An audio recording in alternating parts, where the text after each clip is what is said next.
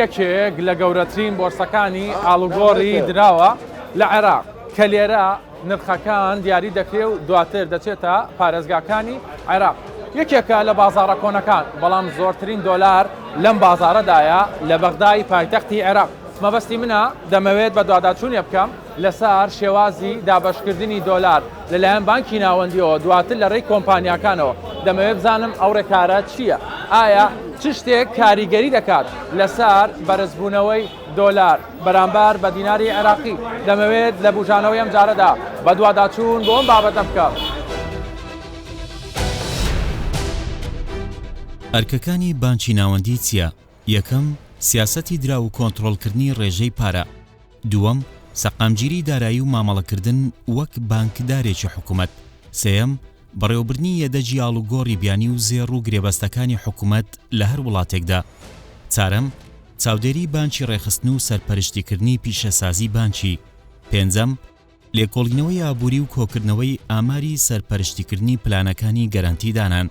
هەفتەم، پێدانی قەرز و پێشینە بە هاوڵاتیان و بازرگانان. بوژانەوەی ئەمجارە لە بەغدای پایتەختی عێراقەوە بە دوواداچوون بۆ بابەتی دراو دەکات سەبارەت بە سیاسەتەکانی بانکی ناوەندی عێراق. کیفاح گەورەترین بازاڕی ئاڵوگۆڕی دراوی ناوخۆیی و بیانیە لە سەرتاسەری عێراق. پێچەوانەی کۆنی بازاڕەکە زۆرترین دۆلاری نوێی تێدایە. هیچ بازرگانێک و مامەڵەکارێکی دراو نایەنەوێت هیچ لێدوانێک بدەن سەبارەت بەو دۆخەیەستا و دابەزینی بەهای دینار بە بیانووی ئەوەی مەترسی لە سەرژیان و کارەکەیان دروست دەبێت. ڕوودەکەینە ڕاوێژکارە بانکیەکان بزانین ئەوان چۆن هەڵسەنگاندن بۆ بابەتەکە دەکەن. تایبەت بە سیستەمی بانکی لە عێراق تەنانەت لە هەرێمی کوردستانیش ئایا نەبوونی سیستەمێکی بانکی تۆکمە ئەم کێشە و گرفتانی کێسا دروست بوون لەسەر بەرزبوونەوەی دۆلار نابێتە هۆکارێک؟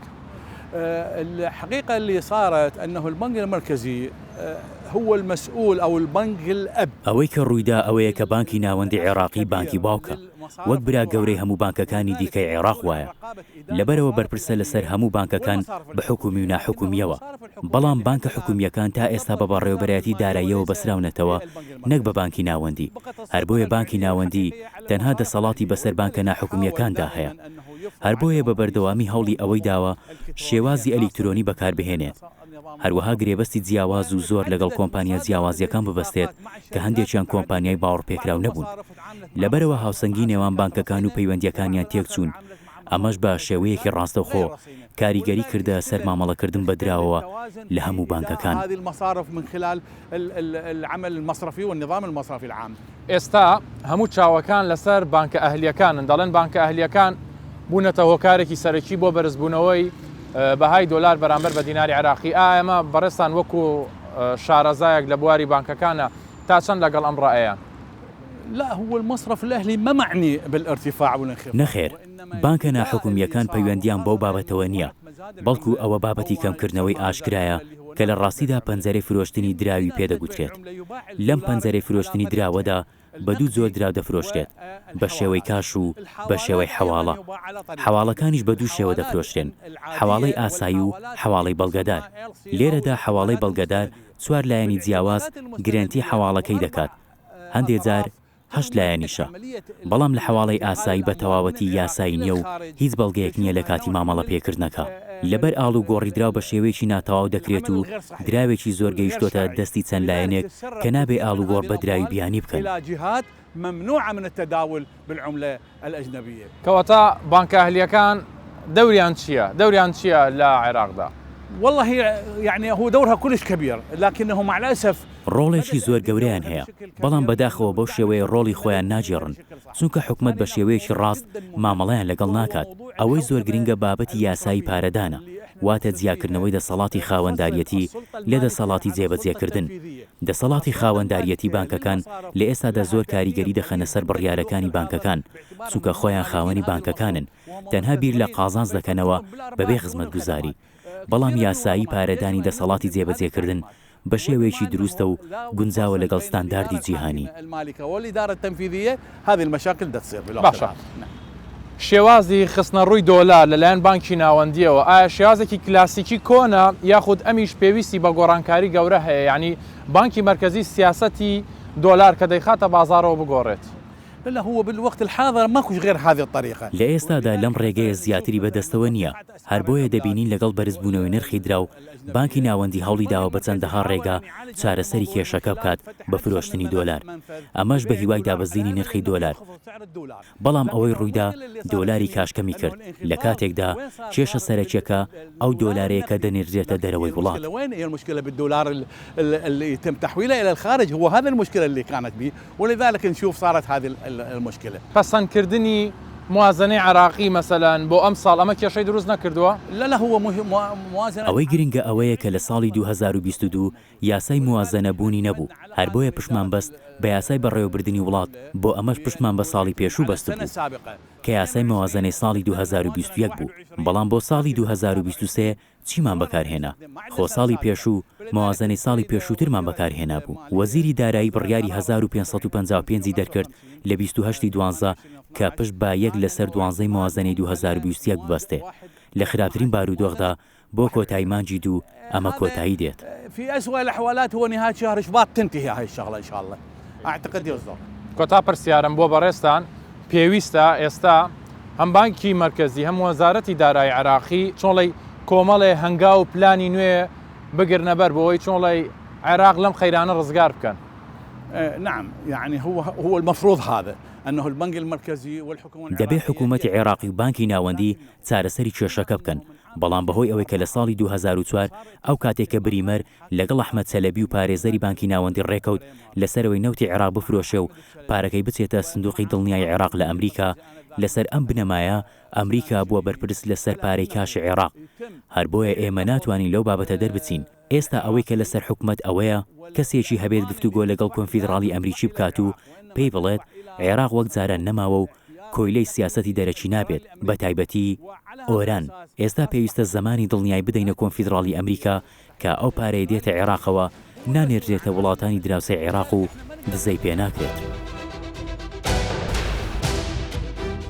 ژمارەی بانکە حکومیەکان لە عێراق بانکی ڕافیدەین سەرمایە 226 ملیار دینار، بانکی ڕەشید سەرمایە 2 ملیار دینار، بانکی پیشەسازی سەرمایە 175 ملیار دینار، بانکی کشتوکاڵی سەرمایە 155 ملیار دینار، بانکی خانوبەرە سەرمایە 50 ملیار دینار، بانکی نەهرینی ئیسلامی سەرمایە 150 ملیار دینار. بانکی ناوەندی عێراق چەندین سیاسەت و ڕێوشوێنی گرتووەتە بەر بە ئامانجی بەرزکردنەوەی ئاستی ئەدایی دام و دەستگاکانی سیستەمی بانکی و پلەی چێبڕچەی نێوان یەکەکانی و بەرزکردنەوەی توانایی بەڕێوەبردنی مەترسیەکان لە ڕێگەی دەرکردنی ڕێنماییەکانەوە. بەڵام لێژنەی نەزاهە و یاسایی لە ئەنجومەنی نوێنەرانی عێراق چەندین تێبینیان هەیە لەسەر سیاسەتەکانی بانکی ناوەندی عێراق داوای ڕوونکردنەوەی زیاتر دەکەن.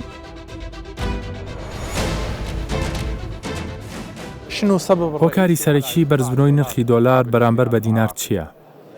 خلال الفترة الماضية قمنا بجمع تواقيع لاستضافة محافظ بنغمار. لە ماوەی پێشوودا کۆمەڵێک واژۆمان کۆ کردەوە بۆ ئەوەی هۆکاری سەرەکی بەرزبوونەوەی نرخی دۆلار دەربکەوێ، بەڵام هەتا ئێستا دەرنەکەوتووە.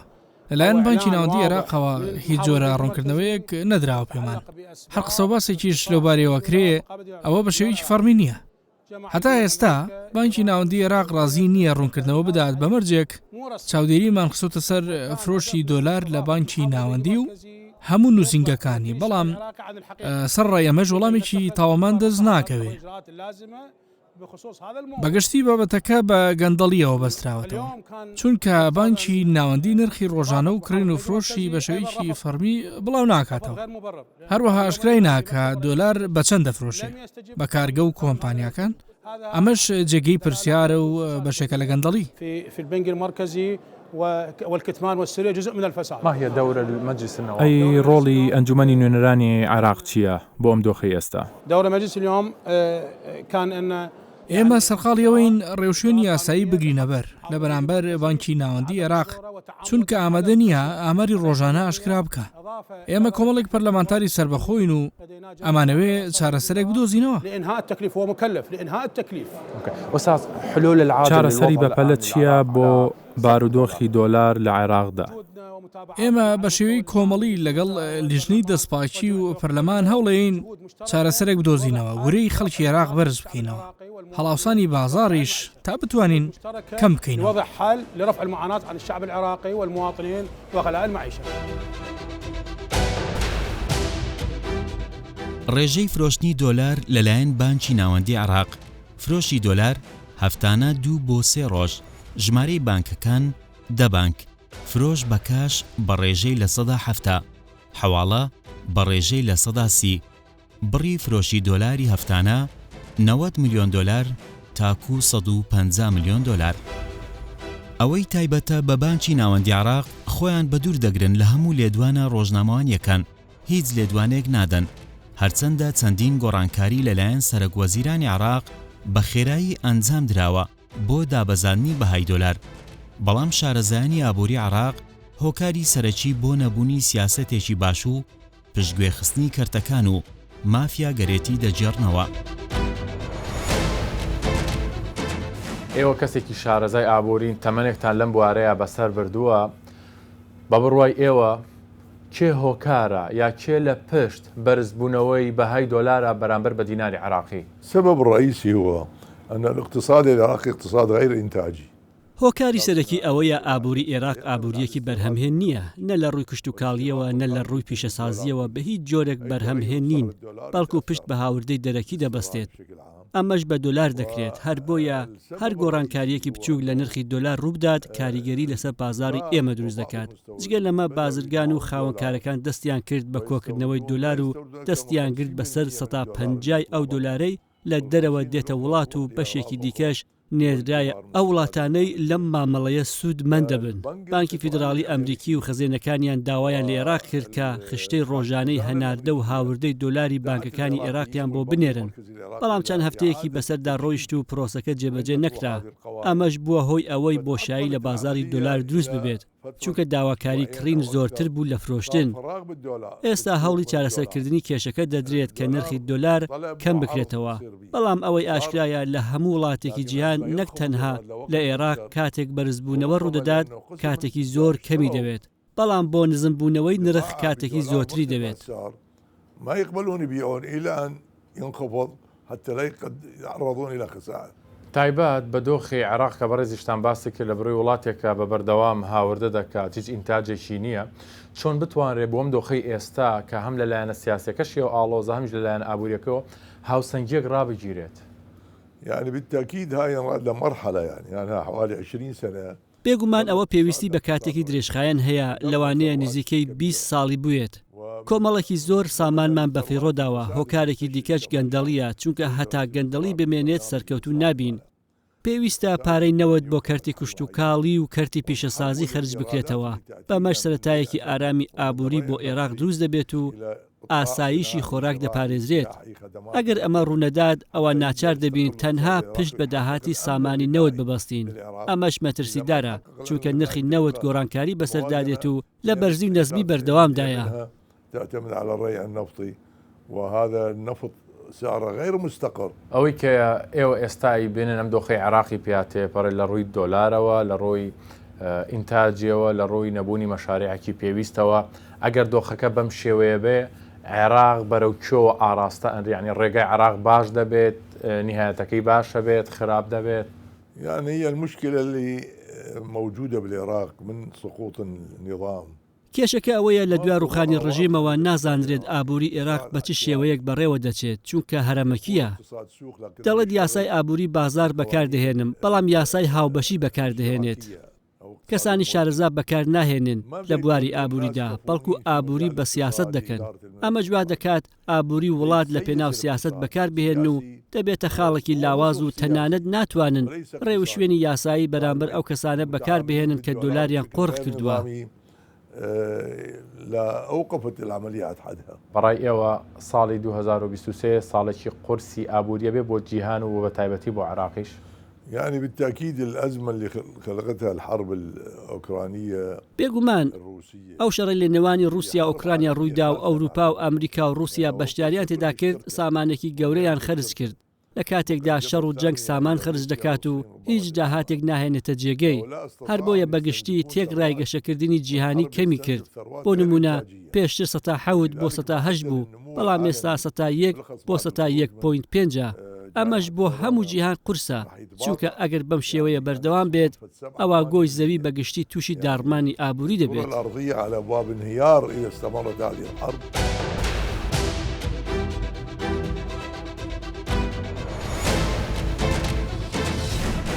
باڵەخانە تازەکەی بانکی ناوەندی عێراقە بۆ خودی عێراقیەکان دەبێتە بەرزترین باڵەخانە کە ئەم باڵەخانەیە لە 39 تابق پێک دێ بە بەرزی 139 متر تێچووی ئەم باڵەخانەیە 800 ملیۆن دۆلارە بەڵام کێشەکە لەوەدا نییە کە باڵەخانەیەکی تازە هەبێ بەڵام چاودێرانی بواری دارایی و تەنانەت سیاسەتیش داوا دەکەن بانکی ناوەندی عێراقی دەبێت جارێکی تر هەموار بکرێتەوە بۆ بەرەوبردنی داراییەکی باش لە عێراقدا هەرچەندە یەدەگی دراوی عێراقی گەیشتۆتە 99 ملیار دۆلار بەڵام خودی عێراقیەکان بەدەست بەرزبوونەوەی بەهای دۆلارەوە بەرامبەر بە دیناری عێراقی دەناڵێنن ئەم کێشەیە زیاتر لە موچەخۆرەکانی عێراقدا ڕەنگی داوەتەوە بۆیە دەبێت بانکی ناوەندی عێراق لە ساڵی نوێدا واتە لە ساڵی 2023دا سەرجەم سیاسەتەکانی پەیڕەو بکە چونکە ئەوەی بۆتە کێشە و گرفت ئێستا لە بەردەم بانکی ناوەندیە خستنە ڕووی دۆلارە لە بازارەکاندا چونکە ئێستا 5 بانک دۆلاری پێنادێت واتە خراوەتە بلاک لیستەوە ئەمەش کێشە و گرفتی بۆ بانکی ناوەندی عێراقی دروست دەکرێت دیار نییە سیاسەتی بانکی ناوەندی عێراقی چی دەبێ و عێراقیەکانیش بە چ بارودۆخێکدا گوزەر دەکەن.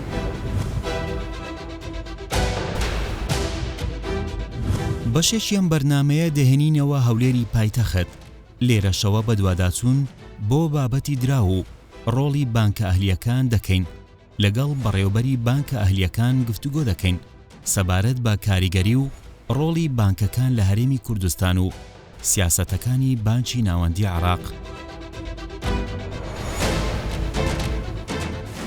بەرزبوونەوەی بەهای دۆلار بەرامبەر بە دیناری عێراقی هۆکارە سەرەکیەکەی چی بوو؟ ئایا بانکی ناوەندی بوو؟ ئایا ئەو بازرگانیە بوو کە پێوەی دەکرا یاخۆت ئیستیغلالی هەندێک بازرگان بوو کە بەرامبەر بە دۆلار دەیان کرد لە عێراقدا؟ طبعا قالك ممارسات غير شرعي وغير قانوني هات نكرن اتناف عراقي دا بداخوة هات نكرن اتناف عراقي دا عندك بزنس مانت عراقي بونا مسؤول الفي مشكلة هات يكرن نكات سعر دولاري ديناري دا خود زاني شاك كار كردنا هر مصرفك بانكك لهم دولتك بش كيت كتو بانكك أهلي بلامتا نوع قيود وشروط هيتحين تو نابيتن البو قيود والشروط في دولتي البنك المركزية في دولتي دربتي اگر تو درچوي تو ند بس خو تعرضي خطورتك وكو بانك ومصرف تو دولتك همه تيشي خطورتك برانبري فدرال ريزيرف أمريكي خزانته أمريكي ومجتمع دولي موضوعك قالك حساسة باور بك كاك ديار يعني نبس أم نبيجني إرهاب بس أو كتو سلاحي بيني حربة كيد كايب سلاحي مسدسة بتلقي أوكي دكاي دي بيجي أف حرب دولتك تيكشو نا حرب ومالي قالك جورترا وقالك خطر نوترا الحرب سلاحه وويبن بينك وكردن بانکە ئەهلیەکان لە هەرێمی کوردستان دەوری قاسە دەبینن یاخود خزمەتگوزاریە بانکەکان پێشکەش دەکەن لە هەرێمی کوردستان؟ ئەی واللهی هەردووک نوع هەیە ڕاستیەکە پێت بڵێم ئێستا لە کوردستان لە عێراق و لە کوردستان ئەو دوو نوع بە شەش هەیە عائیلی و نان فاملی و نان فاملی ئەمن لەگەل ئەوانم ئەوی فاملی زیاتر وەکو سێروی قاسە دەکەتن هەندێکیش هەن بڵێن خدماتی خوی ریکلام دکتن و مارکتینگ دکتن بلان خدمتی حقیقی نیه کاک دیاری او زور فرقه يعني دليتن أمن دتانم حوالي بكم لو تودت جاي ما همو أوروبا وأمريكا آخر عزيزة كم أتو ناطني أو حوالي بك چونك أوريدي عراق لسر عقوباتي لسر واستوز أكويران تربوا أتو دبي أكو دعاية كي بكي ماركتينج كي بكي دبي بشوية جوان بكي اطمئناني بدي أمن دطانم بيد بلم أوكي است أوا ورا بارات هي $5000 لو التحويل ده كما أوروبا بلام أو باريا أمن وكو بنك وكو فرونت لاينم أمن أو باريا لو دنيرم بيد لما هو بنك كناريتم بلام دروم لشي خلالو التنفيذ ده كم أمن وكو بنك سمعتي خوشم لدازده أو تشتاش كشف دبيتن وزبوني منيش تيشي مشكلة چی گەورە دەبیتن ئەوەیە مشکلەی خۆمان وەڵامی ئەم پرسیارم بە کورتی بدەرەوە باسی بانکەکانی هەرێمی کوردستان و عراقیش دەکەم پێویستیان بە ڕقابەیە چاودێرێکی تونتر نییە بەتەئکیدەوە ئەمن پێت بڵێم ئەمن حتا ئێستا مرتاح نیم لە ڕقابەی ئێستا لە بانکەکان دەکرێتن چکە بە تەواوەتی نییە إحساس ناكي بتواوتي أو رقابة دكريتن چونك است أورو أمن نوع برودكتا چي دين مدري أما بينجه نوع تيستي دكين بايلوتي دكين لسر خومان تجربة دكين باي ذا واي فور اكزامبل أمن أوا كت بيبلم برودكتا كت بيبلم إما است برودكتا چي نوي مان حيا برودكتك أويا تحويل من حساب يعني أتو حسابت هيا للاي من بلين وبرادركشت حسابي حياة للاي مصرف بغداد جوائزا لا تنقو هرتك لنا عراق از تيريتوري يعني وكو دولات لنا عراق بلام هريك تان حساب تان حياة لبنكك استأتو دتواني لحسابي خود بيبيا بنك باري تحويل بكيلو حسابي برادركات وتنفيذ دبيتن خلال ساعات بريجي تشندر بنكي مركزي عراق نارون بريجي صيرفة لود بكم چونك هجر يك جار أمن عبر بون بريجي صيرفة دوام جار لود عبر بون بريجي صير بروا بكرن سيم جار وضعي توش خراب دبي وضعي منيش خراب دبي منتجة كان من هر منتج شيء شابكم متأكدة بم 100% أمن تكميل مكر دبيتن أبروفم هيا تيست مان كردي لسر خومان إنجا عرض دكين ئەوەی تایبەتە بە مامەڵەکارانی دراو لە هەرێمی کوردستان بە تایبەتی لە هەولێری پایتەخت کە یەکێکە لە بۆرسە گەورە و کاریگەریەکان لەسەر ئاستی عراق بزانین بازرگانان و مامەڵەکاران چۆن هەڵسەنگاندن و پێشنیار بۆ ئەم بابەتە دەکەن. احنا صرافين في كردستان نطلب من البنك المركزي العراقي ئێمە وەک نووسنگەکانی ئاڵوگۆڕی دراو لەناو بازارەکانی کوردستان داوا لە بانکی ناوەندی عێراق دەکەین دەسەڵاتی تەواوەتی خۆی بەسەر بازاردا بسەپێنێت دەبێت ئەوان حواڵەکردن کۆنتترۆل بکەن بۆ ئەمەش پێویستە لەگەڵ ئەمریکا ڕێککەون کە حواڵەکردن لەگەڵ بانکی فیدرالی ئەمریکا ئەنجام بدرێت. کێشەی نووسنگەکانی ئاڵوگۆڕی دراو لە کوردستان ئەوەیە ئێمە بەشمان نییە لە بانکی ناوەندی عێراق وەک ئەوانەی ناوەڕاست و خواروی عێراق چونکە ئەوان هەفتانە بەشیان هەیە لە بانکی ناوەندی عێراق تەنانەت بانکەکانیشیان بەشیان هەیە بەڵام ئێمە لێرە هیچ بەشێکمان نییە ئێمە تەنها لە ناو بازار دەکڕین و دەفرۆشینەوە بەڵام لەوێ بانکی ناوەندی عێراق دۆلارێک بە 1470 دینار بە بانکەکان و نووسنگەکان دەفرۆشێت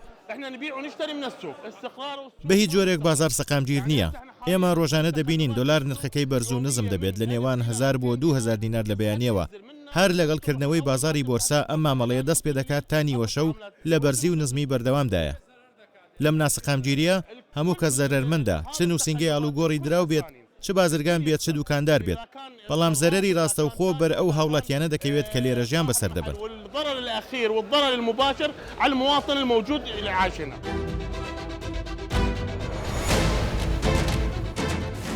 نرخ لە بازار بەڕاستی زۆر ناجێگیرە ئەم ناجێریش بەڕاستی بۆ دەگەڕێتەوە ماوەیە کە نرخی دۆلار هەستان و دابەزینەکە ئەمە هەستان و دابەزینەش چی بکرێت بۆ جێژێبی بەڕاستی ئەمە دەگەڕێتەوە بۆ باقی ناوەندی باقی مرکزی سەر بەخۆیە هەموو دەسەڵاتێکی هەیە ئەبێ چی بکە باشە ئەگەر بێ بەسەر بازار سەقامگیر بێ دەبێ ڕۆژانە عەدەدێک دیاری بکە بۆ عەدەدا بە بەردەوامی دەخینێکی چاک بخاتە بازارەوە تا عەدەك جێگیر بی ئەمەش مثلا بۆ نمونە ثابت بی ڕۆژانە بۆ نمونە 200 میلیۆن دلار بخاتە بازارەوە تا عەدەکی دیاریکرا بۆی بازار ثابت بێ بەڵام ئەوەی ئێستا کە هەیە کە ڕوو دەدا مثلا بۆ نمونە دوێنێ 74 میلیۆنیدا ئەمڕۆ 64 میلیۆنیدا پێرێ 166 میلیۆن دیناریدا هەفتەکەی تر 215 میلیۆن دیناریدا بەڕاستی ئەمانە کە ئەو دیکە ئەمانە زۆر بەڕاستی ناجێژینن بەرامبەر بە بازار پێم وایە هەر خۆی سبب کاری کەمە کە دەبینی ئەم بازارە دیاری بم بازارە دەکات ئەمە ناکرێت بەسەر لە باقی ناوەندی خۆت بەهای بەرامبەر بە دینار بتێت کۆنتترۆلی بکەی بەشی و نرخ لە بەزار بکەی بازارەوە دەبینی ئێستا سەرڕێکارێکی گرتووە ڕێکارەکان ئەوانە دەبینی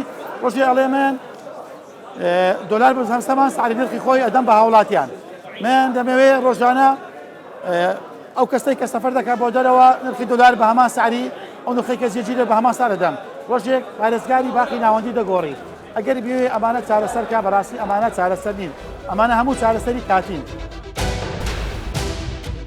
بۆرسە سەرەکیەکانی ئاڵوگۆڕی دراو لە عێراق بۆرسەی بەغدا کیفاح، بۆرسەی بەغدا حاریسیە، بۆرسەی هەولێر، بۆرسەی سلێمانی، بۆرسەی بەسرا، بۆرسەی مووسڵ، بۆرسەی نەجەف.